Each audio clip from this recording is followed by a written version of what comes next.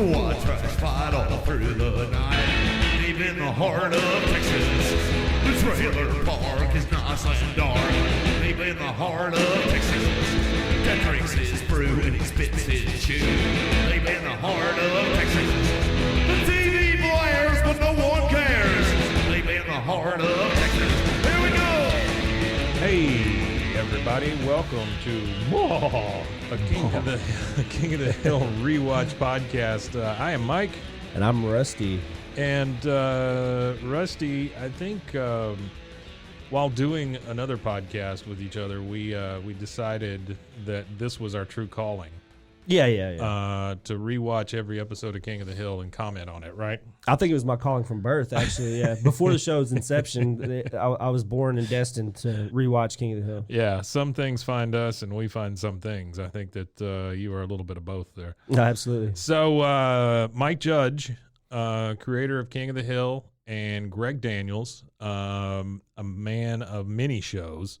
Oh, absolutely. A guy that, I mean, once you do King of the Hill and The Office, you can pretty much hang up your hat and ride off into the sunset. Oh, easily. Yeah. And then even Mike Judge, his body of work, Well, that's true. Just he could have rode off into the sunset with Beavis and Butthead Does America and then been, he would have been revered forever just for that. Yeah. And then he goes on to do stuff like Silicon Valley and my favorite movie of all time, Office Space and Idiocracy. Yeah, and absolutely. Things like that. Yeah, prolific. Just a super funny guy. There's another show that he did that I don't think he gets enough credit for. It's Mike Judge's Tales from the Tour Bus. Oh, you ever okay. seen that? No, I've never seen that. That's a new one to me. It's on Showtime, and basically it's about different bands or different singers, and he just tells like these tales of them. Well, he did. He was a musician. He did to do a lot of touring in Austin with different bands and stuff. Oh, there you go. He was a bass player and stuff. Oh, see, I didn't know that. Yeah, he was a bass. I don't know what kind of music they were playing. I imagine it's probably rockabilly, country, probably something like close that. to that. Rock, southern rock, something maybe. He basically tells the stories behind the scenes from all these different, like Billy Joe Shaver, and he talks about where he shot a guy outside of Uncle Joe's or whatever that place is around here. Oh yeah, Billy Joe Shaver, yeah, out in Lorena or whatever. Yeah.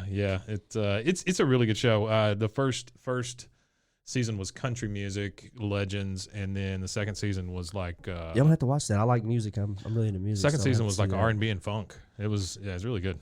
Mike Judge and R&B and funk. Yeah, that's got to be good. It's all animated, but Mike Judge hosts it as an animated Mike Judge. Okay, so it's very nice. Yeah, it's crazy him even being in animation to me, coming from his background, because he has Bachelor of Science in physics and stuff, and he even worked in the field for a little bit. Really? And so he's got a degree from University of California in San Diego, and that's what he was doing, was just different stuff in the physics world. I'm not sure exactly what, but he was doing different stuff with that degrly in that colliders and things. Yeah, well, he actually, it was. Now I do remember a little bit. It was a early video card production company that he was working for. Video card production. Yeah, and he absolutely hated it.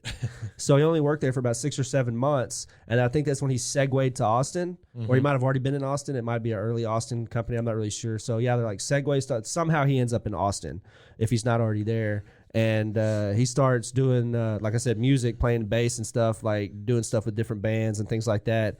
And then he's in this theater, and he walks past and sees an animation cell just on the wall. Oh. And he was like, well, that's kind of cool. So that's when he takes it upon himself to go and buy this 16 millimeter Bolex camera, you know what I mean? Yeah. And that's how he started in animation, is just walking through a movie theater and saw a cell on the wall. It was Is like, well, that's cool. Is his first one the one with the guy dancing, the little black and white thing of him just kind of dancing? I think so. I think that I saw that recently. The first one. It's just like I don't remember what the name of it is, but it's just a guy kind of standing there barely dancing, right? Yeah, and, yeah. And he did every frame and everything.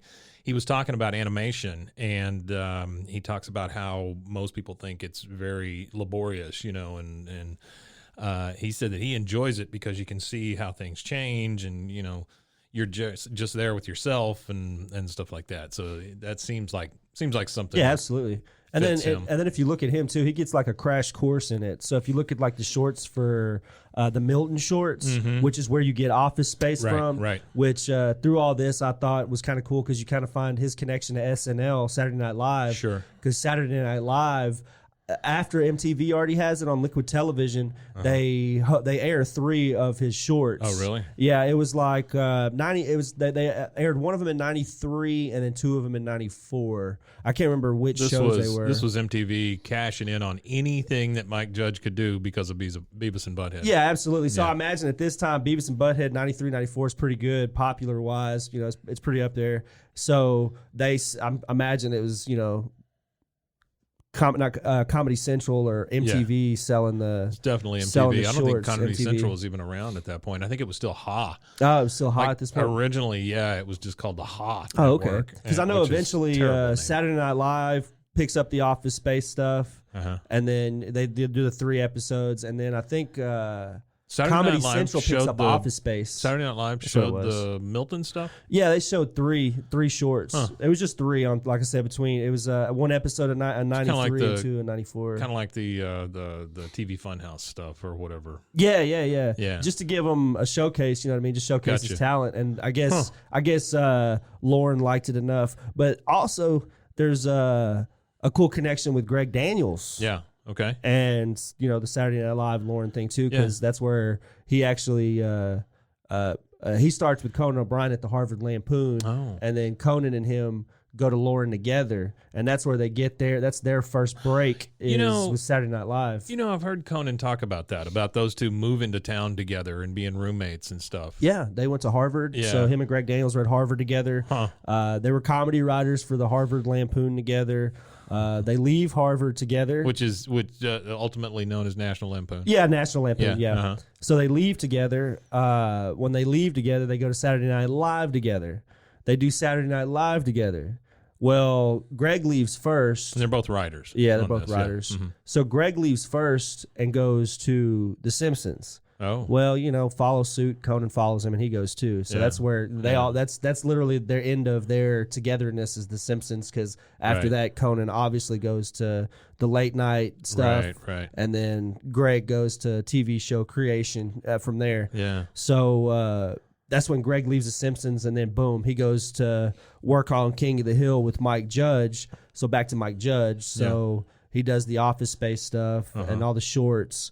Well, he develops in 92 what you showed me was the Frog Baseball. Right. So he develops that in 92, and that's where you first see Beavis and Butthead. Yeah. So. Yeah. Frog Baseball is that little short that I saw at the Dobie in Austin one time, and it was part of a Spike and Mike's Twisted Animation Festival. It was my first, I guess, the world's first exposure to Beavis and Butthead. Yeah, absolutely. Okay, so we're kind of caught up with what got these guys here and who these guys are for the most part. So, being that this is episode 1, I guess we start with the pilot. Episode 1 of season 1 aired January 12th, 1997. The pilot, yep. Yeah, and that marks the debut of almost everybody that you see in this series, with the exception of like Lucky and folks like that. The Hills and then the satellite friends. Yeah, they were going to add the Laotian family, so the first episode was supposed to be where you meet the Sufanusen phones. Yeah.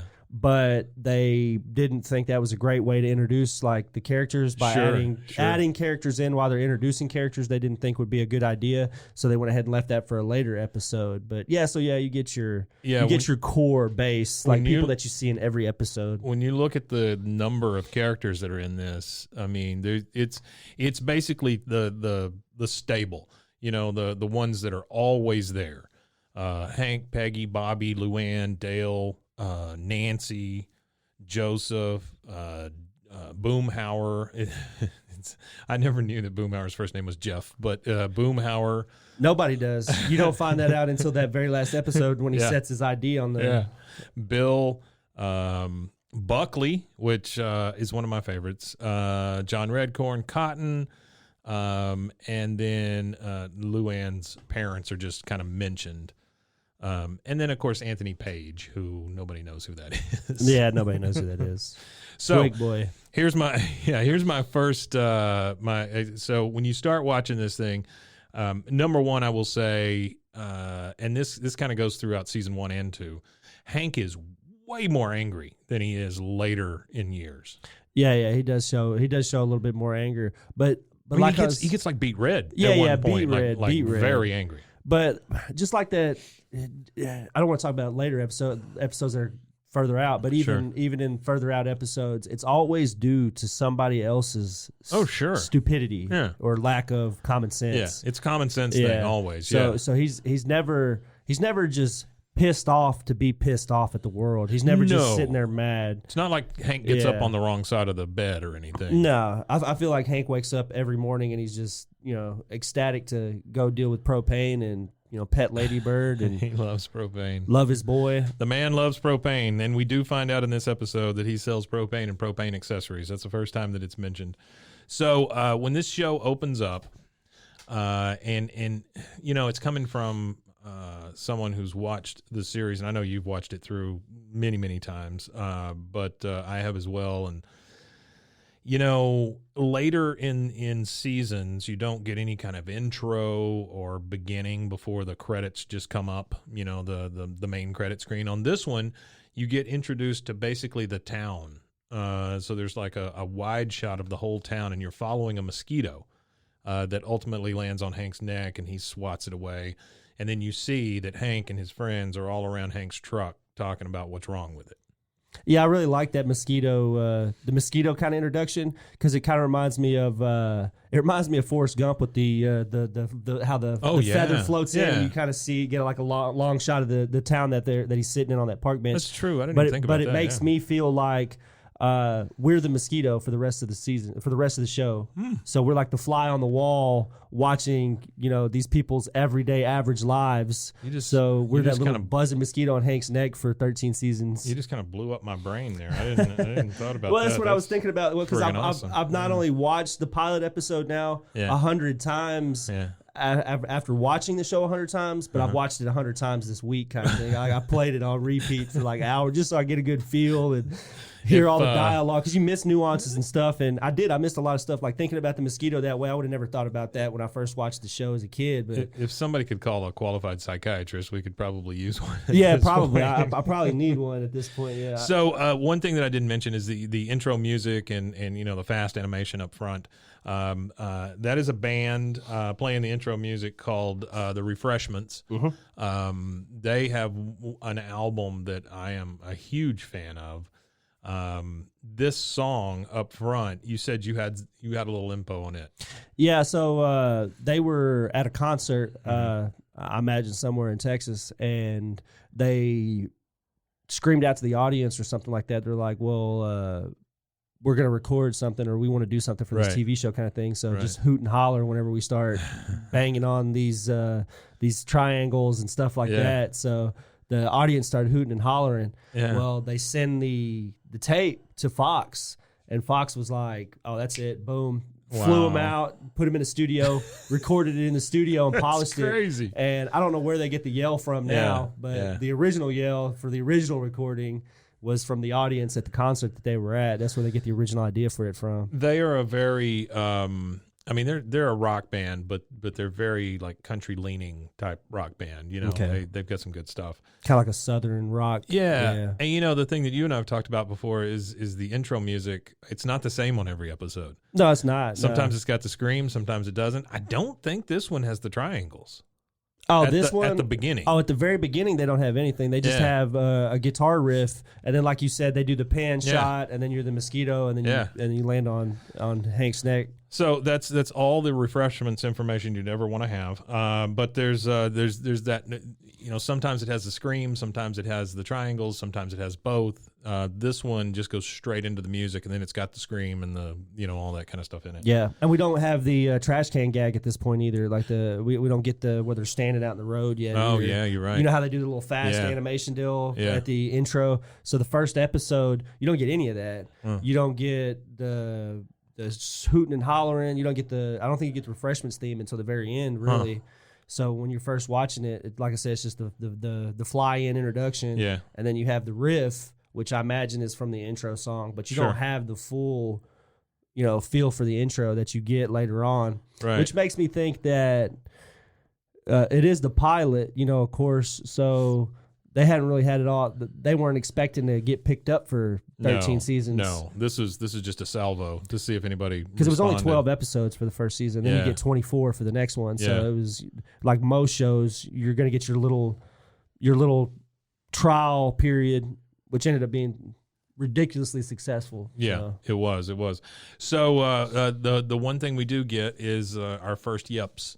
Instead of being in the alley, though, we get it around the truck. Mm-hmm. So Bill actually has the first line of dialogue. First dialogue. Yep. That's about it. And it goes around. Yep.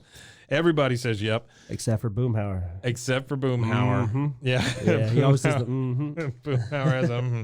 Now, talking about these characters, the voices are very different in these first few episodes than you get later on down the road. Yeah, you could tell that Fox didn't go all out for production, voice production, and even on the animation, it's not as clean and crisp as you get even in the second season. Right. And you were telling me earlier that the first 7, I think you said, are all hand drawn. Yeah, the first 7 seasons are hand drawn. So first 7 seasons. Yeah, first 7 seasons, not 7 wow. episodes. The first 7 seasons for 7 years. Holy because you got to crud. think the show was only made in '97, so you still had hand drawn animation. Sure you in did. '97. Yeah. The majority of animation was still hand drawn, unless it was like major movie productions and stuff. Right. Like TV shows are still drawn by hand in 2007. So the other thing about the voices is Boomhauer, not nearly as confusing as the Boomhauer we get later. No, he wasn't nearly as confusing, and there was less fillers, because when he's talking later on, he does a lot of filler. Dangle. Yeah, there's a lot of that. Yeah, a lot of that filler. right. Which he had more direct dialogue, like when he was discussing Seinfeld, and it's a whole show about nothing. Them New York boys, a whole show about nothing. Show about nothing. Yeah. Which the cool thing about his voice and where the development of it comes from. Yeah.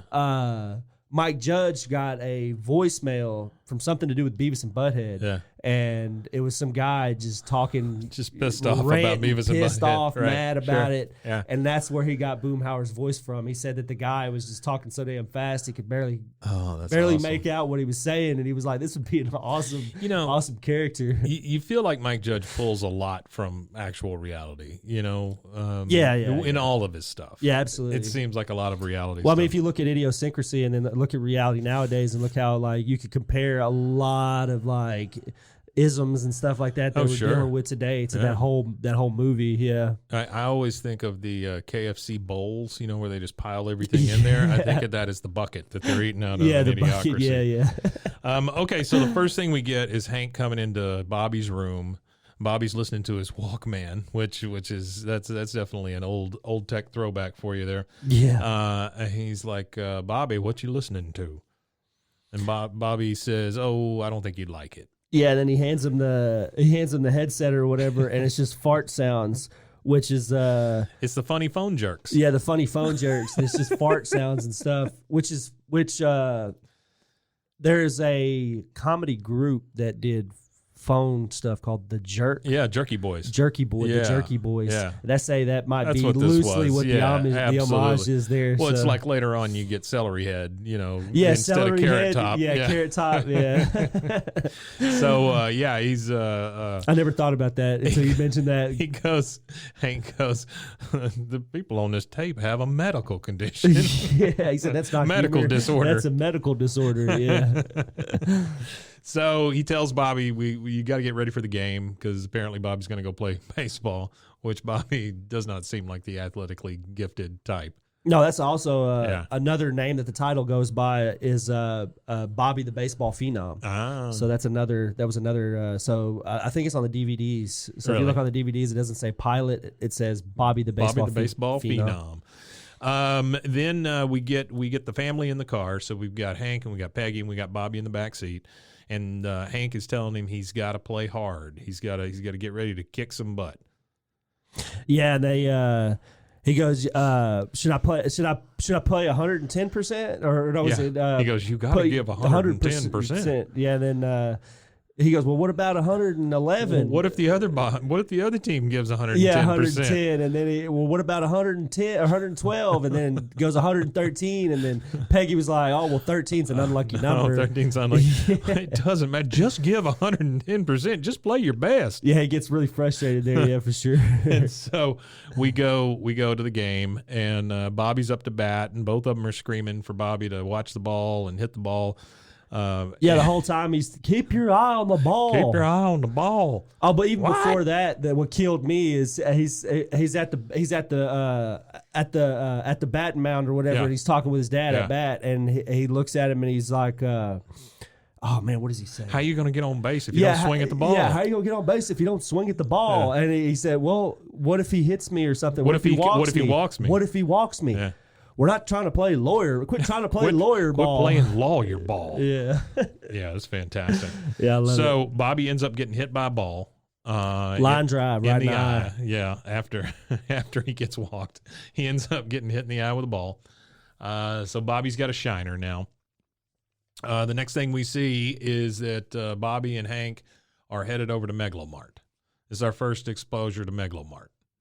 Yeah, Megalomart, man, the big Megalomart. So we get a couple introductions here. We get the Megalomart.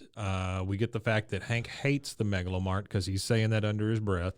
He tells Bobby he's got to stop in and get a tap and die and some WD-40, which if you don't live in Texas and maybe WD-40 is not national, I'm assuming it is, but around here, it's duct tape and WD-40 fixes just about everything. And if you don't know what a tap and die is, go to Home Depot and go ask. Go ask Buckley at Home Depot. Go ask Buckley. Yeah, so our first introduction to Buckley, who comes to a terrible end at a certain point. Terrible end. Buckley's in the Megalomart. He's an employee there with his big red vest, and Hank comes up to him and asks him where to get a tap and die. Yeah. And that's this is probably my favorite scene from season 1. Yeah. And maybe even the entirety of the show is the Hank Hill losing his patience, asking this kid what a tap and die, like well, if you don't know where a tap and die is, he said, well, what if I needed a hammer? And he said, you know where a damn hammer is? Where can I find a hammer? Which it reminds me of like my dad. Like going to a Home Depot or something with my dad, it's like, I know more than you. He just like walks past them and they're like, hey, can you find, no, I know where I got to go kind of thing. So that's what Hank Hill kind of reminds me of. He has this like infinite knowledge of like handyman type stuff. Yeah. So when he goes into this store, he knows more than this guy, but he's lost the hardware store. There's no mom and pop hardware store that he probably went to for years. Now it's Megalomart. Yeah. So we get a little of that later seasons where it's crushing all those little businesses. Yeah. But for some reason, Bobby is allowed to bring his baseball bat into the Megalomart, which is a little odd. Yeah. That is they might question that today. But Bobby starts swinging his bat, and he ends up knocking over a bunch of motor oil, and Buckley says, you're going to have to pay for that. And then Hank kind of loses it and yells at the kid about being fired. You're fired. He basically fires him. Yeah, and then leaves. Yeah. But the thing I found weird about that is he's overheard by 2 ladies that are in the Megalomart. And they're like, oh, my gosh, that's that Hank Hill. You know, he really has a temper. Yeah, and then you get to hear... no telling how that boy got that black eye. I don't know how to pronounce her last name, but the lady that does Peggy's Namji, is that how you say it? Najimi. Yeah. So you hear her voice there, too. Yeah. Because it almost sounds like Peggy talking. Well, I think they have about 3 people in the show that do all the voices, probably, right? Yeah. They didn't have very many... they just had the core voice acting at this point for all the main characters. I'm surprised that Stephen Root and Mike Judge just didn't do all the voices. Yeah. But anyway, you see those two talking, and then it goes to gas pumps where another couple of women in town are talking about Hank Hill's temper.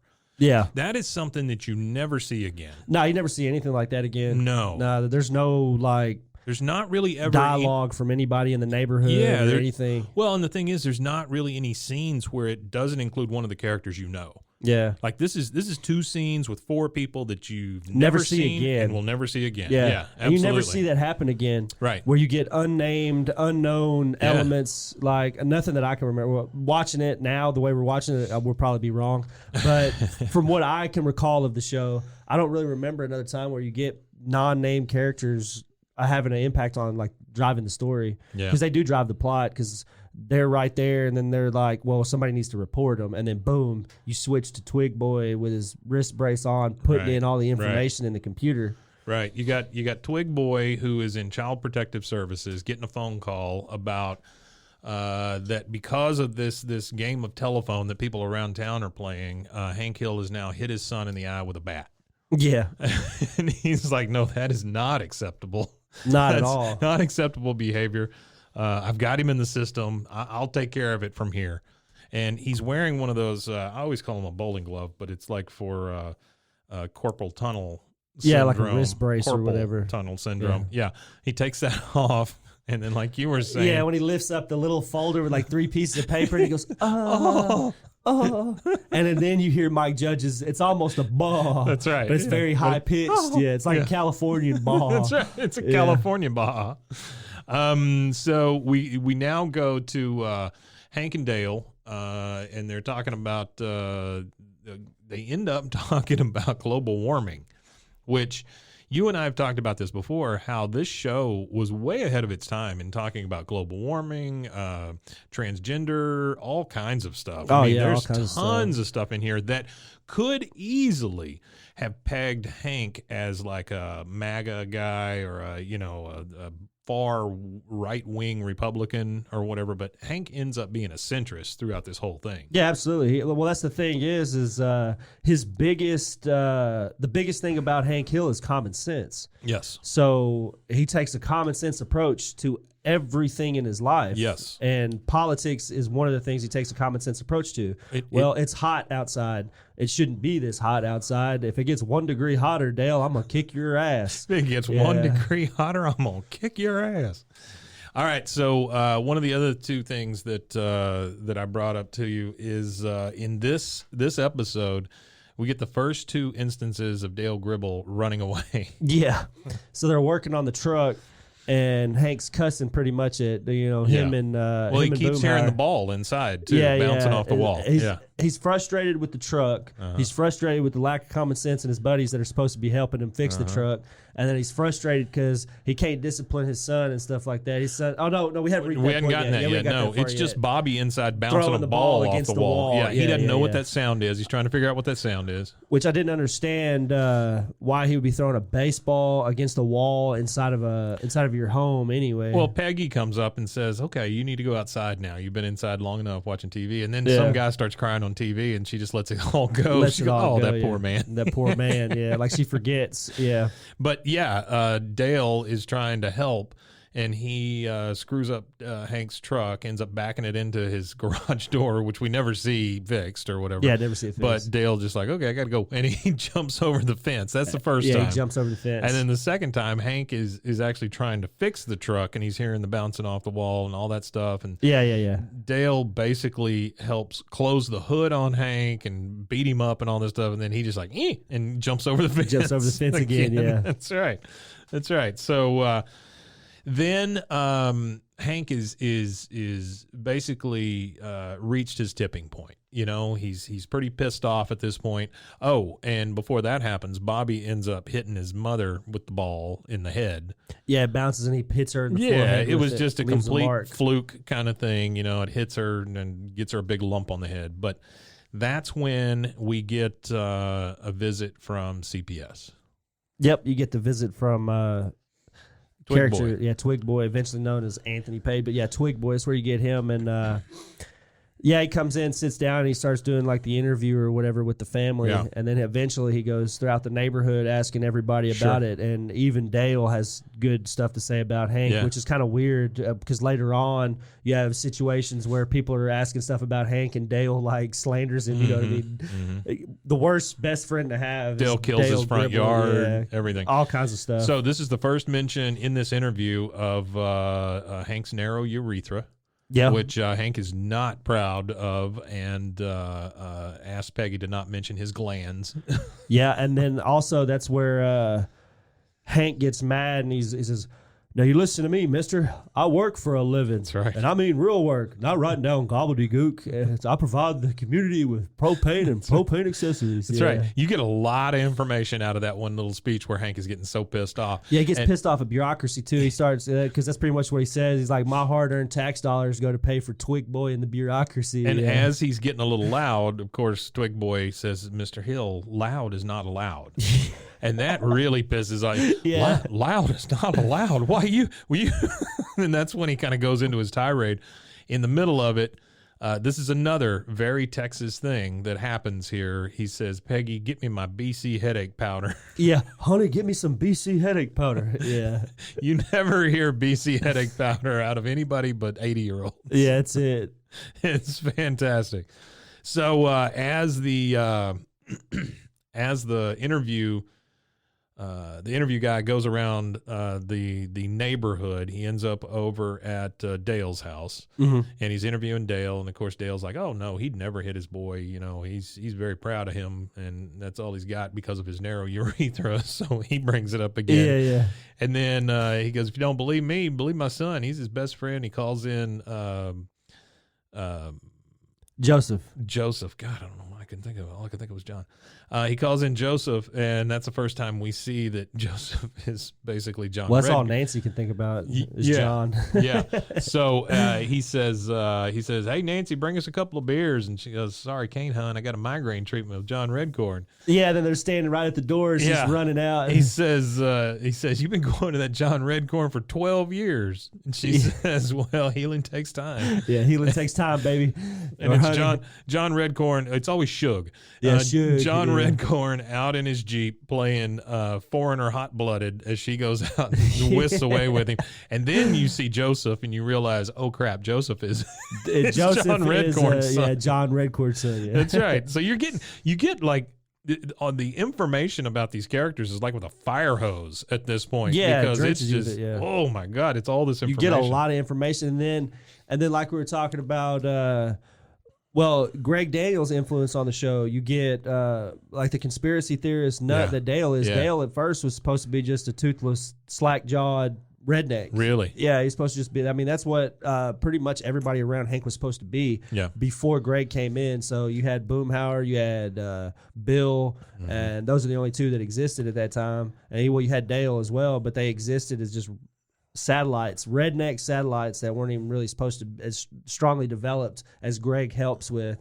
So Greg takes that experience from writing with Saturday Night Live and fleshing out characters there, and then he went to The Simpsons and fleshed out characters there. And if you look at his influence on The Simpsons, back in the early seasons of The Simpsons, there was always a morality to the end of every episode, which it loses eventually. You lose that in The Simpsons. Yeah. But there was always some kind of like message, which you get in King of the Hill. You never lose that in King of the Hill. It's always there. It's always there, and that's because Greg Daniels never leaves The Simpsons. Yeah, or King of the Hill. He stays in King of the Hill in perpetuity till the end. The other, and sorry, a little side on Greg Daniels, but I know that The Office was based on the UK Office, but there's got to be a little bit of Dale in Dwight. Oh, absolutely. Those two characters. He is kind of the nut. He's the far out there nut for sure. I wouldn't even call him far right. He's just far nut. So Twig Boy goes and interviews Boomhauer, and Boomhauer tells him all about dogs barking. He thinks he's there to take care of the dogs that are barking in the neighborhood.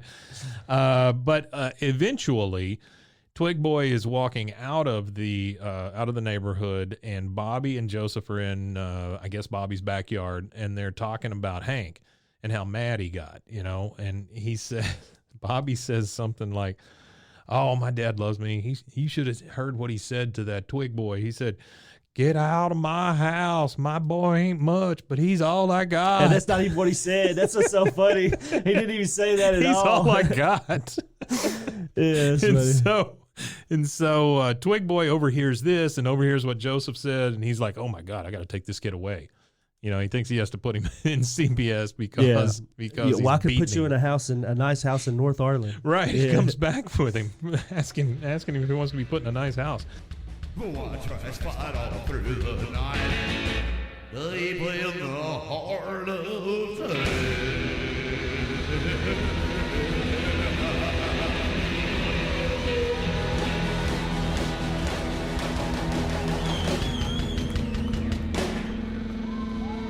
State so damn nice, they gave it 1 star. So.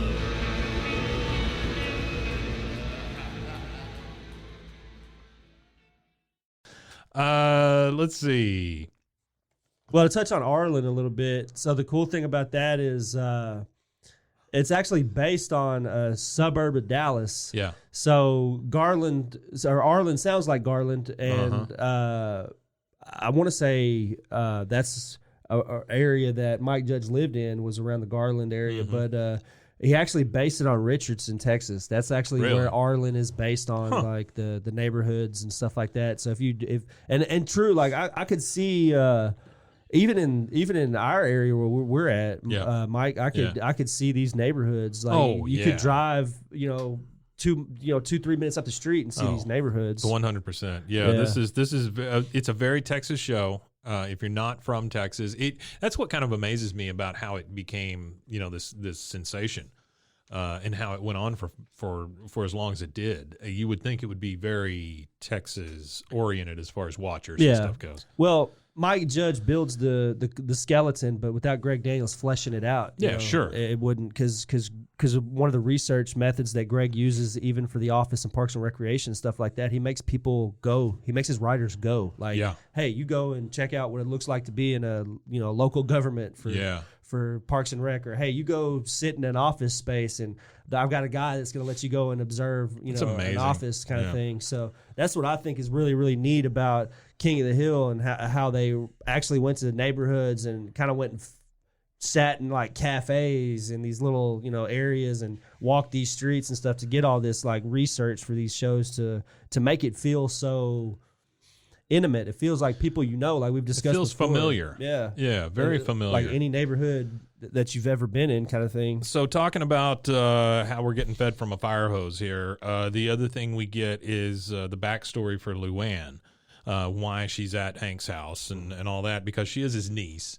She says that Mama's back in jail because she was saving a quart of beer, and then Daddy went after her with a fork, and the trailer turned over. Yeah. Well, that's the funny thing, is that the trailer humor goes so far that they even get into a fight so bad that the trailer itself actually falls over. And the cool thing is we get a call back on that way down the line as far as the trailer turning over. Oh yeah. Because years later the trailer is still tipped over, and Hank and them go to tip it back over to put her in it. That's a tornado episode. Yeah. So we get that. We get Twig Boy showing up and trying to convince Bobby to come with him. Hank yells at him again, and then he chases him off. And again, this is Lady Bird barking at somebody, which is a weird occurrence because you only get that like 3 times in the whole series. Yeah, Lady Bird's usually she doesn't just bark at him. Yeah. And we find out later on that she only barks at things that make Hank uncomfortable. Yes, very much so. Like California bureaucrats or repair guys. That's right. That's right. So we kind of fast forward a little bit to Bobby taking advantage of the situation. Phone call. Well, first we see in the CPS office the supervisor and Twig Boy sitting together. They're having a meeting about this. And he says, and Twig Boy says, well, he got hit with a baseball. And the first thing that guy says is, well, did you talk to so-and-so? Yeah, the Little League coach. He said, well, who's that? The Little League coach. Yeah. And he's like, gulp. He does that big gulp. Yeah. Well, no, I didn't. And then that's when that guy picks up the phone and He said, Bobby conveniently answers it. And he says, "Where are you from again?" Yeah, where are you from again? L.A. L.A. Yeah. Yeah, L.A. I like how he says L.A. L.A. But then he calls the Hill House, does the supervisor, and says, "Okay, the whole thing's called off. The Twig Boy's going back to L.A. We're sending him back to the L.A. office." And Bobby uses this information to his advantage. Yeah, it takes advantage of that situation for sure. Yeah. Peggy and Hank come in. They ask him who was on the phone. He goes, "Oh, it was the wrong number." And then Bobby decides he's just going to go all out and be a complete twerp. Oh, and he and doesn't Hank just off. go all out. He goes like at one point he's sitting in the driveway with a stop sign and a drill. Yeah. Like he broke a stop sign off and he's sitting in the driveway just drilling into it. He and Joseph are they're moving a extension cord for Hank, and he gets the garage door opener and he's playing with it, up, down, up, down, up, down. He's pissing off Hank, and he says to Hank, "Your hostility invalidates our parent-child contract." And I got to tell you, there is no better way to piss off Hank Hill than for his son to say, "Your hostility invalidates our parent-child contract." But that's the funny thing about all that hostility and stuff like that is that's the reason why Hank has so many internal issues that we see develop is because of his relationship with his father and how strained it is. Yeah. So like we learn so much about because there's even an episode where Hank can't even shoot a gun. Yeah. But he's like this Texan, so it's like this super taboo thing that he can't shoot a gun. But it's all cotton. But it's all cotton. Yeah, So. he's talking to Peggy at this point, and he talks about how. Well, actually, no. First, what happens is you see Bobby just kind of going nuts, doing all this stuff, and Hank trying to not get pissed off at him because there's people walking around and they're overhearing it and things like that. Because Hank at this point doesn't realize that the investigation has been called off. Yeah, nobody knows at this point. Yeah, Right. Peggy doesn't even know at this point. I will say there are two things that happen in this time that I really got a kick out of. One is Hank making a bacon and bacon grease sandwich, which is fantastic. That's Southern. He bypasses the mayonnaise and just uses grease. That's instead Southern. on white bread. Bacon grease on bread. No, It's love just it. it's just Yeah. white bread, bacon grease, and bacon. You That's don't do the whole that. You've never sandwich. done that. Man, I don't know that I've ever put bacon grease on Well, bread. next time you make some bacon, You got and it. even if you don't put the bacon grease on the bread, just dip it in the bacon grease and eat the bread. I'm gonna go it's ahead. awesome. I'm gonna go ahead and get my tombstone ready. And Get then it I'll- ready, and then yeah. I'll eat some of that. Yeah, that'll be great. Get a heart surgeon on standby. and then Luann comes in and says, "Uncle Hank, I went in to use your truck this morning. It wouldn't start, so it was a clogged fuel pump. I went ahead and fixed it." So this is where we get Luann may be smart and just in a dumb package. Yeah, well, I think it is. It's almost a joke that she's good at working on cars because she's from a trailer park. Yeah. She's from this trashier side of the Platter family. Yeah, there's a great quote coming a season or two later about trailer parks and stuff, and I'll wait to the trailer say park it. humor, like whenever they do explore the trailer park humor, especially when Lucky comes in, and you get a lot more of it when Lucky comes in. Lucky's a whole different. I know Lucky's a whole different That's a thing. whole Yeah, he's a different whole thing. different thing. He's funny though. And God bless Tom Petty. Okay, so as Bobby's going nuts and pissing Hank off, we hear the second Refreshments song. This pilot came out in 1997. Refreshments had a song called "Down Together" off of an album that came out in 1996, and it just made me very happy to hear this thing playing in the background. Yeah, see, I didn't see it. You know that band, so you were able to pull that out. Yeah. I never even heard that. Like, I just thought it was just the Refreshments just doing a little whatever in the studio. I didn't know it was an actual song of an album that came out a year before the show. Well, they don't even play the whole song, and so it's almost like just background music. They just pick something off Just an a album couple and of went, hey, riffs, let's use that. Yeah. But here is where Peggy finds out that she gets another phone call from the CPS office, making sure she got the original information. So she confronts Bobby. And Bobby says, "Well, I've been doing this because I don't know if Dad loves me. I can make him love me even when I screw up this way." And so that becomes a big deal. And Peggy goes to Hank and says, "Hey, listen, I don't think Bobby thinks you love him." And so that's why he's doing all this stuff. And that's when Hank has the flashback to the cotton incident. Yeah. Because, Peggy comes up, tells him you can relax. The investigation's been off for a week. Right. And I'll kill him. Right. That's like the first thing he says. Well, she says, do you love him? He goes, of course I love him. She goes, well, the investigation's off. Well, I'll kill him. Yeah, absolutely. It's within a he says, breath. it's hard, Peggy. I don't want to lose my little boy. Yeah, That's right. My only son. Yeah. And so she convinces Hank to go out and talk to Bobby and tell him that he loves him. And Hank comes out. Bobby, I always love the scenes where they're sitting on the patio furniture, like, through the sliding glass door. Hank's cooking something or whatever. A lot happens right there in that backyard. Yeah, between Bobby and Hank. There's a lot of Bobby and Hank development in the backyard. That's where Bobby smokes all his cigarettes. Yeah. They start smoking cigarettes together, yeah. But Bobby is sitting at the patio furniture. Hank comes out and he's stammering and hemming and hawing. And the one thing I noticed is Hank's not wearing any shoes, which is weird for Hank. Which is weird for Hank. Yeah, he's in his sock feet, which is really odd. Which the funny thing to me is how hard it is for Hank to even show emotion to his son. Oh, yeah. Like he literally is. He goes. Whenever he's trying to talk to him, he's like, he makes some weird noise. It's almost like weird noise, and he goes, hell, that's a weird sound. I never made that before. It's almost like he's asking out a girl on a date or something. It's just so uncomfortable for him. So hard. And then he says, damn it, boy, I love you, or something like that, right? And Bobby's like, you're my boy. Yeah. That's right. He goes, punched him in the shoulder. Damn it, you're my boy. He goes, you're not embarrassed by me? Damn it, you're my boy. Yeah. Punches him. You're in not the a shoulder. disappointment. You make me proud. Yeah, and then that's funny because right after you see Hank kind of like slug him a little bit, just playing around, you see the bus go by. Yeah. And there's Twig Boy sitting there. Twig Boy's on the bus. He's sitting next to this big old country guy with a hay straw in his mouth. And he goes, did you just see him punch him? I knew I was right. What are you talking about, Twig Boy? What are you talking about, Twig Boy? Yeah. And then scene. Yeah, it was awesome. It's a great episode. Great episode. Great way to introduce all the characters and everything. The one thing I did want to talk about here at the end is you see this, and later episodes, they flesh it out a little bit more, but you see the title card come up at the end after the credits. And there's 3 production companies, Deedle D Productions, Judgmental Films, and 3 Arts Entertainment. And then later on, you have selected quotes from the show or whatever that play whenever you see this card. Yeah, like they'll have Dale, like right before the 20th Century Fox sound or whatever. You have like some Dale's random saying quote. something, or whatever. But just to kind of cover these things, Deedle D is Greg Daniels' production company. Okay, and Greg did, of course, The Office, Parks and Rec.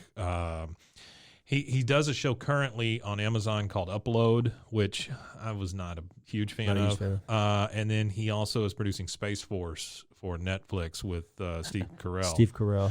I wasn't a huge fan of that either. Still not a great show. There is one scene in Space Force that makes me when I first watched it, it was laugh. pretty funny. The first episode was funny, and I thought it was a good premise or whatever. But, I mean, it's hard to recapture. I will say, though, there is one part of one episode that harkens back to Office, King of the Hill, everything. Yeah. It's when they send that monkey into space and the monkey ends up eating the dog. Yeah. That's fantastic. That is fantastic. That is pretty funny. The monkey eats the dog, and then the monkey is just like flipping around and flying everywhere. That's one of the best. Yeah. But anyway, Deedle D is Greg Daniels. Judgmental Films is Mike Judge's, and of course we've kind of talked about him, but. Beavis and Butthead, Silicon Valley, which Silicon Valley is a fantastic live action show, and then Tales from the Tour Bus, amongst many other things, of course, Office Space and stuff like that. Yeah, absolutely. And then you get to 3 Arts Entertainment, and 3 Arts is a bona fide production company because they have produced an enormous amount of stuff. And so you have to. They're probably like the big production house that Fox uses for whatever. That's what I'm saying. Well, 3 Arts has done movies and TV. Oh, so they've done other stuff. They've done so much. But are they attached to Fox though? For all the stuff you're talking about, is it all Fox Productions? No. It's all over the place. It's all over the board. Okay. Yeah, but what I'm thinking, and this is just me thinking this, but I'm assuming that 3 Arts was the actual production company on this, and this is where Deedle D and Judgmental Films get their start. Basically, they become production companies because they're helping, do produce all the this stuff. show. It's kind of like somebody. It's kind of like somebody being an executive producer the first time or something like that. Well, kind of like the David Letterman stuff on the other podcast. Yep. How all that kind of starts. Yeah. So it's a wonderful episode. It's a great intro to this whole thing. Yeah, I had a couple of cool things to add here. Yeah, please do. So you have a director on this show, for the pilot. First, I'll talk about the pilot. So whenever they pitched this show, the pilot wasn't the pitch. The pitch was a pencil drawn test, which is a pencil test of Hank selling himself. Oh yeah. So what I think is so neat, how they sold the show. Watch that. Yeah, I have the link. I'll send it to you. Yeah. So the pencil test is Hank Hill selling himself to the Fox executives to tell them why he would make a great character for a show, which I thought was so ingenuitive. Like, usually the way I see somebody pitching something to a company to create a show is here's a full script. Sure. There might be a presentation, the whole thing, yeah. Maybe even a reading with people that you've already got like secured for the show, kind of thing. Maybe even a live reading for them or something. But I would never ever think that to pitch an animated show, they would use the animated character to pitch himself to his own show. Well, another fun fact on that, we go to the direction of the show. There's a guy named Wes Archer who ends up being the supervising director for the show from 97 to 2009. He leaves for a little bit to go try something else, but he comes right back like after a season, and he's pretty much with them for the rest of the show all the way through that point. But the cool thing about him is he starts off, he was with The Simpsons for like 7 seasons. And then he goes on to do a little bit of Futurama. And then, of course, he's with King of the Hill. But the cool thing about him really is he does Bob's Burger, Rick and Morty. Like right now, he's like the consulting or supervising director for the Rick and Morty show or whatever. So I really thought it was neat that, again, this web of comedy that we keep discussing over all these podcasts we're doing, and how intertwined everybody really is. Like, like even the SNL connections, where Mike Judge even has a connection to SNL, and it's just crazy to see all these connections, which leads into hopefully maybe another podcast on comedy history. So in this episode, there's a couple of errors, and I'm pulling these from fandom.com. One of the errors that it was Joseph's shirt, and that's one I picked up without even seeing that. Yeah. At one point, his shirt is like blue or something, and then it's yellow, or it's yellow, then it's blue. I can't remember, or green. Right. It's like yellow and green or something. You know what I didn't think about is I think I said something about Hank's garage door, and this is when he's fixing it. I didn't realize that that's what that was until I just read this. He's fixing the garage door from when Dale wrecked the truck into it. Oh yeah, I didn't even pick up on that until we were talking about that. And that's when he was hitting the garage door thing. Put it back to its factory preset position. So Bobby and Joseph are out there helping him fix the garage, and like you said, his shirt's yellow, but then when they go in, his shirt goes back to green. Yeah. Luann says Hoyt was arguing with Leanne, meaning he was there, but in later episodes he's in jail and has not seen Luann since they were young kids. So that's one. And then there was another one that I remember too. So when Bobby's at bat, he doesn't have a hat on, right? And then the camera he's got a batting helmet, him, and then it goes back to him, and then he has a baseball cap. Yeah. But you know what? In the large scheme of things, that ain't bad. That's not bad. No, and that's what Greg Daniels really does on this show. That Fox had asked for a show that doesn't have a lot of continuity. That way they could show stuff in syndication and you didn't have to watch the whole show to know what was going on. Sure. But if you watch King of the Hill, there is a lot of plot development. There's a lot of character development. There's a lot of emotional stuff that's not really supposed to be there per what Fox there really wanted. is, yeah. But they were able to do it in such a clever way that it worked. There's even cliffhangers later on.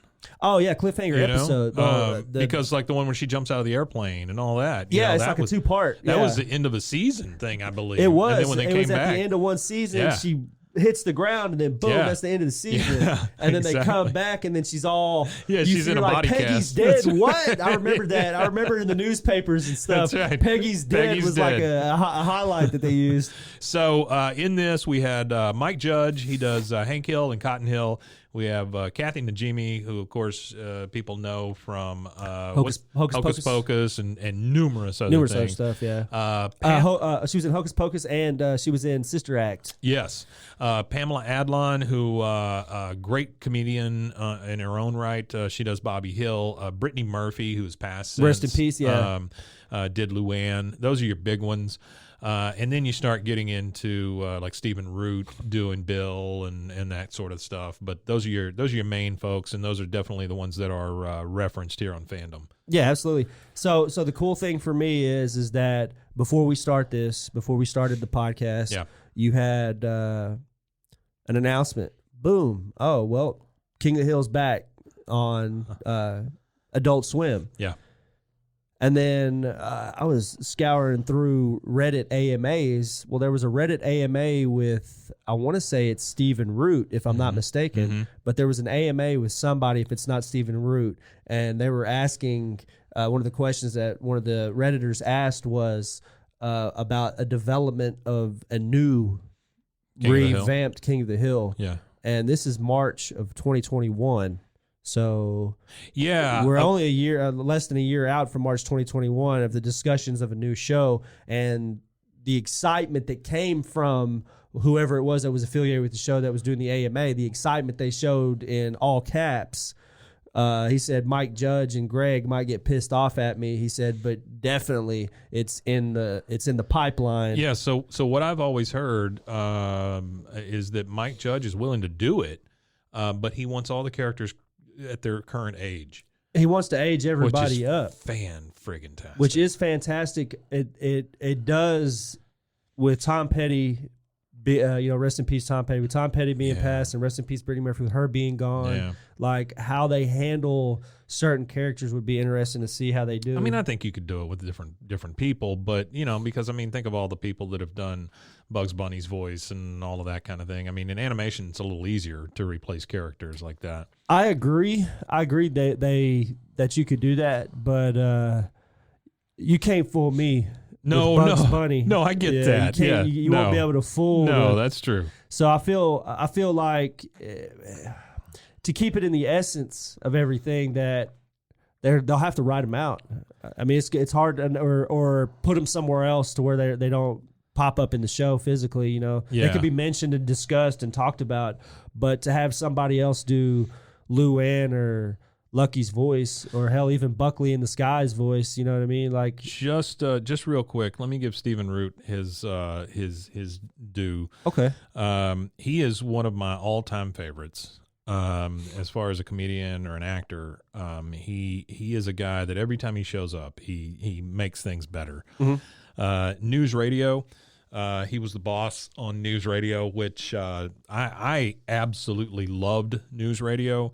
When Phil Hartman died, it was one of the saddest things because Phil Hartman was such a great guy. Funny guy. Never a bad thing said about him. Yeah, and it was really, really sad that he passed. But Stephen Root has been in things like Finding Nemo. He was on Just Shoot Me. He was in Ice Age. Oh, he was on Just Shoot Me? Yeah, just one episode, but he was in that. Okay. He was on Grounded for Life, which also was a very good show. That was a great show. He was in Dodgeball. Is Stephen Root the grandfather in Grounded for Life? Yeah. Not the grandfather. Who is Tony Bustamante. Oh, okay. Yeah. And then he was in Dodgeball, which is a great movie. He was in Kim Possible. So he was a voice on Kim Possible. Wow. Yeah, that goes back to some of your stuff. West Wing, he was on that. He was he's been on American Dad, which we won't say anything about that. Well, that's funny about American Dad too, is because American Dad, the one of the top guys for American Dad is also a King of the Hill alumni. Oh, really? Yeah, so that's, again, it's that intersecting. As far as an actor, he was in No Country for Old Men. He was in Oh Brother, Where Art Thou? My absolute favorite, he was in Office Space. He is Milton from the Milton Shorts. Yeah, absolutely. He's the guy that wants the red stapler. Yeah. He was in Drillbit Taylor, which a lot of people will remember. He was on the Sarah Silverman show, Pushing Daisies, which was on I don't know what people HBO, would remember Drillbit Taylor, but yeah, I guess there's somebody out there that remembers it. King of the Hill, of course, 24. I'm just reading down his Was it list that here. Owens that was in that, one of the Owens brothers? In what, Drillbit? Yeah. Batman animated series. He's been on Children's Hospital, which that's a whole thing in and of itself. Let's see what else we've got. The Good Wife. He's in a slew of stuff. I mean, good God, he was on the Cleveland Show also. By the way, the thing that ended up replacing King of the Hill. So is Hank. That's what's funny is Hank is in the Cleveland Show. Yeah. And then he was a character on Boardwalk Empire also, which wonderful show. Great show. That's the one with Steve Buscemi, right? Yeah. That's the Steve Buscemi show. That was really good. He was in Justified, which also was a very good show. Hot in Cleveland with Betty White and all that. Oh, wow. Yeah, I mean, the guy, it just goes on and on. Brooklyn Nine-Nine, Big Bang Theory. I mean, this guy, Workaholics, TV, Gravity Falls. I mean, this guy, he's a legend, honestly, for all the stuff that he's done. He's on Adventure Time, Mr. And he starts with King of the Hill, right? Mr. Pickles. Oh, he's Mr. Pickles? He does a voice on Mr. Pickles. No, he's the plantation owner. Oh, wow, Mr. Pickles. Yeah.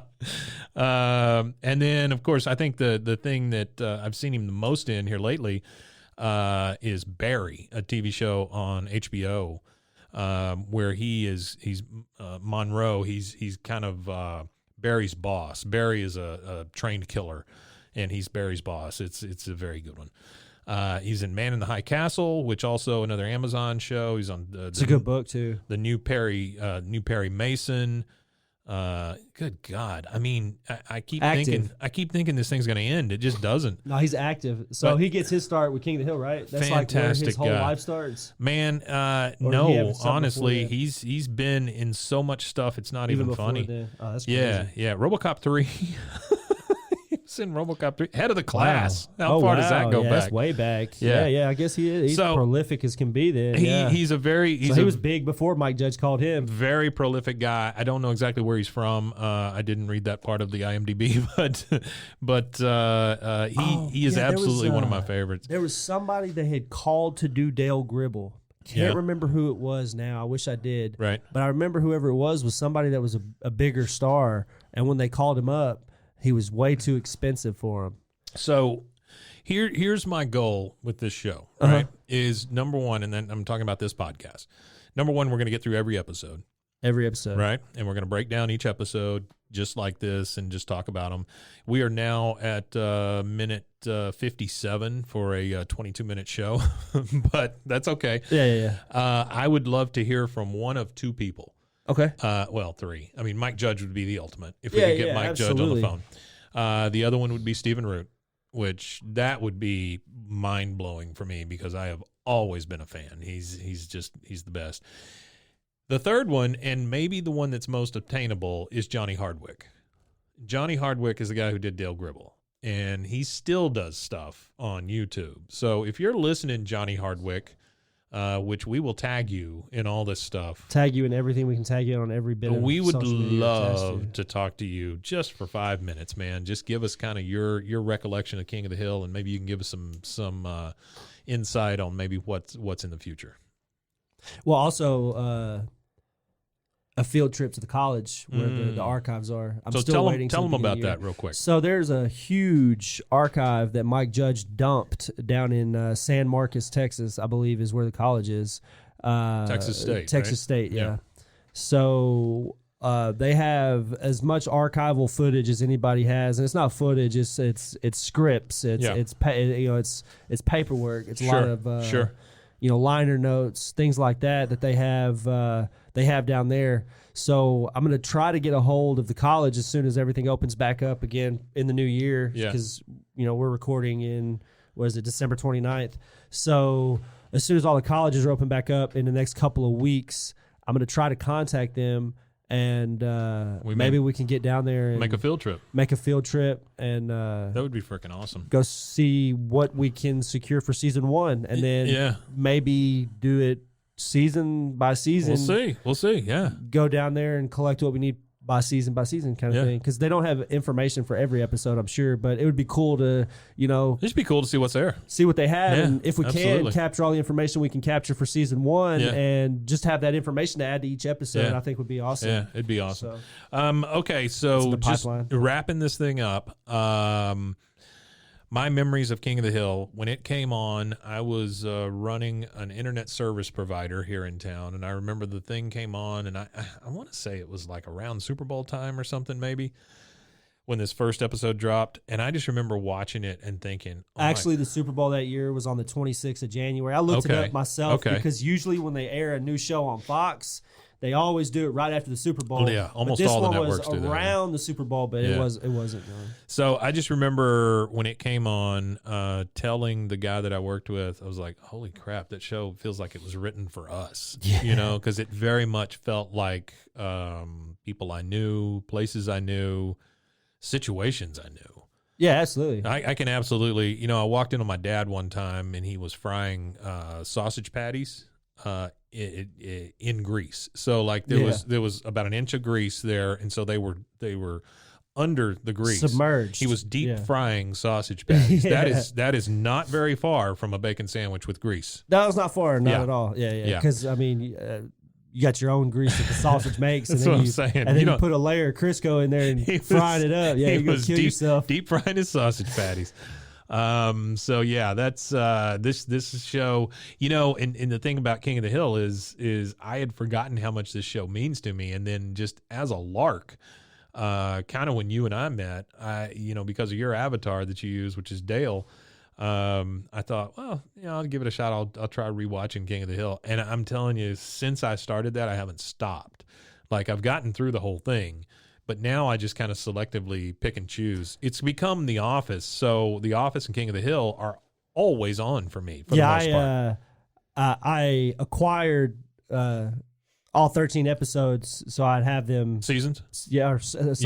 Yeah. I acquired all 13 seasons, so I have I like the word acquired. Yeah. That's nice. Oh yeah. Nice job, Rusty. Matey. But nice job, Rusty. I acquired some lumber. Well, no, it makes it sound like maybe they weren't all bought. Yeah. Sailing the high seas. So when this debuted, where were you? What situation were you in? 1997. Okay, so I moved here to Waco in 96 from England. From England. Yeah. So we touched down in 96. You were probably hyper aware of all of this, like Texas stuff. Yeah. I was really well, I grew up with my dad. My dad's Texan, so when the first 6 years of life, I walked around. My dad had cowboy boots, cowboy hat. He was Tex. You know what I mean? He was Big Tex from the fair. Yeah. So in England, that's what everybody knew him as. He was the big Texan guy. He was the big country guy. He was the wild. My mom had to send my cousin to go collect him one time, and he was at the grocery store, and there's like 15 cops surrounding him because they shut off one of the grocery lines while the store was busy, and they shut down one of the lines, and he was like, he started ranting and raving inside the store. He said, "Tell me where a hammer is." Tell me where a hammer is. And so my first really, so it airs in January, and I'm really big on TV at this point because I'm trying to understand a lot of the things that kids are interested in that I don't know. Yeah. So TV becomes a friend, whereas I don't have a lot of friends because I don't have a lot of relatable experiences to a lot of kids at this point because I grew up in in England. It was a neighborhood with 60 houses on one side of the street and 60 houses on the other side of the street. You could slap your neighbor's door. Right. So it was not more that way here. And it's not. It was not at all. I didn't feel like it didn't feel as the community felt different. It was a community feel, but it was a different feeling as I could go down the street and I didn't have to have my mom holding my hand to go knock on somebody's door or anything. Sure. I didn't have to go ask permission to go hang out 5 houses down. I just walked down there kind of thing. So it was this new dynamic for me.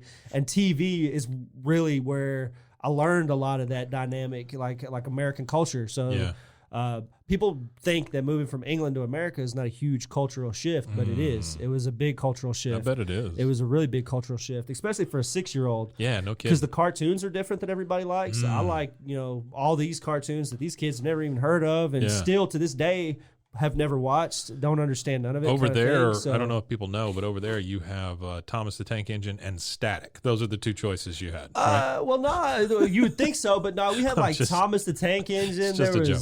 Postman Pat, Fireman Sam. I mean, we had some good stuff. Yeah, There was actually I gotcha. some really, really weird TV. They are a little If weirder, you pull some of the with their TV from like the 80s, Yeah. like some of the puppet shows and stuff they Yeah. had, some of them were really thrown off. Like it kind of reminds me of the Bananas in Pajamas or whatever. Yeah, yeah. Like they had a lot of weird stuff like that I Yeah. remember as a kid.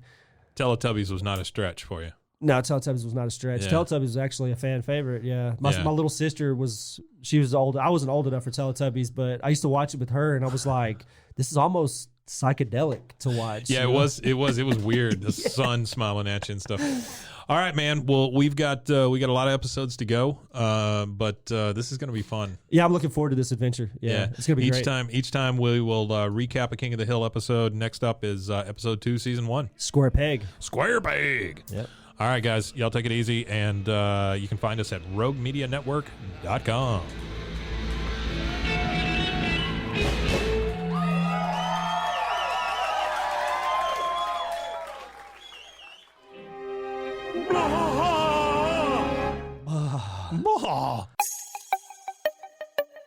This has been a Rogue Media podcast.